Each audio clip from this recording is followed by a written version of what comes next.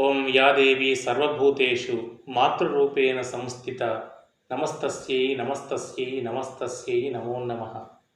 ఈ పవిత్ర శ్రవణ మాసంలో ఏదేని ఒక అమ్మవారి కథను చెప్పి దుష్ట సంహరణ జరిగినటువంటి విషయాన్ని మనం అందరం కూడా చెప్పుకుందామని ఈ విషయాన్ని ప్రారంభిస్తున్నాము. మనకు మొత్తం 18 అష్టాదశ పురాణాలు ఉన్నాయి. అందులో మార్కండి పురాణం కూడా బాగా ప్రాచుర్యం ఉన్నటువంటి విషయం, మీ అందరికీ తెలిసిన విషయమే. అందులో దుర్గా సప్తశతి అనే భాగం ఉంది. అందులో మొదటి అధ్యాయంలో మధుకైటబుల సంహారం అనే ఒక కథ ఉంటుంది. అది ఎలా వచ్చింది, అది జరగడం చేత మానవాళికి ఏ విధంగా శ్రేయస్సు కలిగింది అనే విషయాన్ని మనం చెప్పుకుంటున్నాం. ఈ కథను వినడం చేత ప్రస్తుత సమయంలో అందరికీ కూడా నిద్ర రాకపోవడం అనే విషయం ఉంది. దీనిలో ఈ కథలో ప్రత్యేకంగా బ్రహ్మదేవుడు రాత్రి సూక్తాన్ని పఠింపడం చేత అమ్మవారు అనుగ్రహిస్తుంది అనే కారణం చేత చక్కనటువంటి నిద్ర వస్తుంది, మనశ్శాంతి కలుగుతుంది, ఆందోళన తగ్గిపోతాయి, దుష్టశక్తుల నివారణ, పిల్లల యొక్క మానసిక ప్రశాంతత కూడా బాగుంటుందనే ఉద్దేశంతో మీకు ఈ కథను నేను చెబుతున్నాను. ఒకానొక సమయమందున సురధుడు అనే మహారాజు యుద్ధంలో ఓడిపోయినటువంటి వాడై అతను నెమ్మదిగా అడవి ప్రయాణం సాగిస్తున్నాడు. ఆ తర్వాత సమాధి అనే పేరు కలిగినటువంటి ఒక వైశ్యుడు కూడా ధనం అధికంగా సంపాదించాడు. కానీ పుత్రులు, భార్య ఇద్దరు కూడా తనను ఇంటి నుండి బయటికి పంపించేశారు. అక్కడ రాజ్యం నుంచి బయలుదేరినటువంటి ఆ మహారాజు కానీ, ఇంటి నుండి బయలుదేరినటువంటి ఈ వైశ్యుడు ఇద్దరు కూడా అడవిలో ఒక చోట కలుసుకొని మమకారానికి వశులైనటువంటి వీరిద్దరు కూడా ఆ రాజ్యం ఎలా ఉందని, నా ఇల్లు ఎలా ఉంది, ధనం ఎలా ఉందని ఇద్దరు చింతాక్రాంతులవుతున్నారు. ఆ సమయంలో మేధా ఋషి దర్శనం ఇచ్చాడు.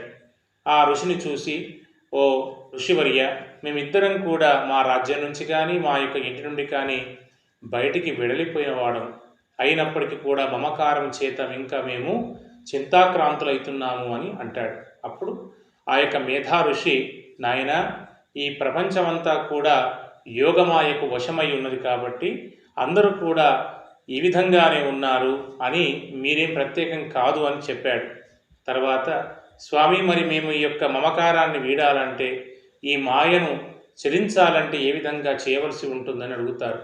అప్పుడు ఆ సందర్భాన్ని పురస్కరించుకొని ఒక కథను ఆ మేధా ఋషి వీళ్ళకు బోధిస్తాడు. ఒకానొక సమయమందున శ్రీ మహావిష్ణువు పడుకొనున్నాడు.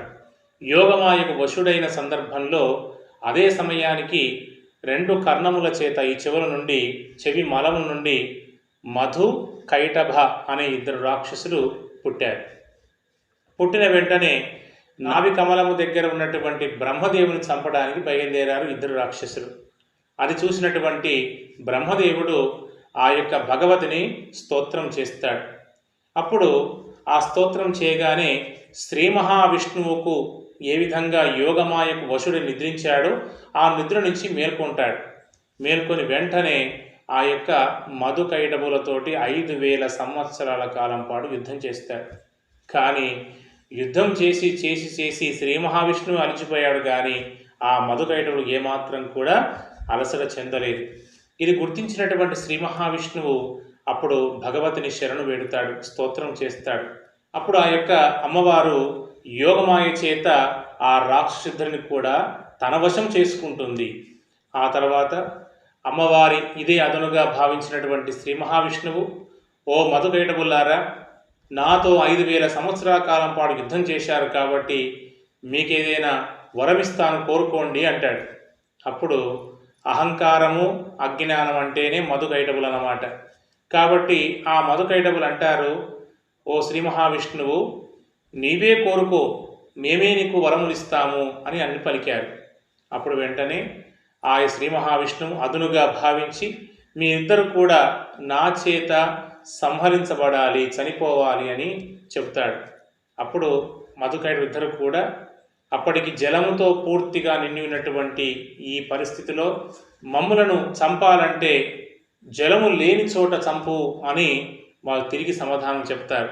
అప్పుడు శంకు చక్ర గదం ధరించినటువంటి శ్రీ మహావిష్ణువు తన ఊర్వుల పైన ఇద్దరు శిరస్సులను పెట్టి చక్రము చేత శిరశ్ఛేదం చేస్తాడు.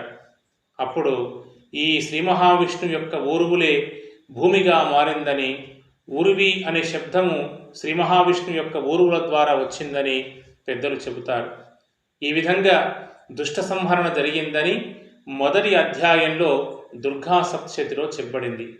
ఈ కథను ఎప్పుడు విన్నప్పటికీ కూడా మనలో ఉన్నటువంటి అజ్ఞానము, అహంకారమే మధుకైటవ రాక్షసులుగా ప్రసిద్ధమవుతుంది. కాబట్టి ఎప్పుడైనా కూడా ఈ అమ్మవారిని కష్టకాలంలో విశేషంగా ఈ కథను వినడం చేత, అమ్మవారి స్తోత్ర పారాయణం చేయడం చేత మనకు సకల శుభము కలుగుతాయని ఈ కథ ద్వారా మనకు తెలియవస్తోంది. లోకా సమస్తాన్ సుఖినో భవంతు.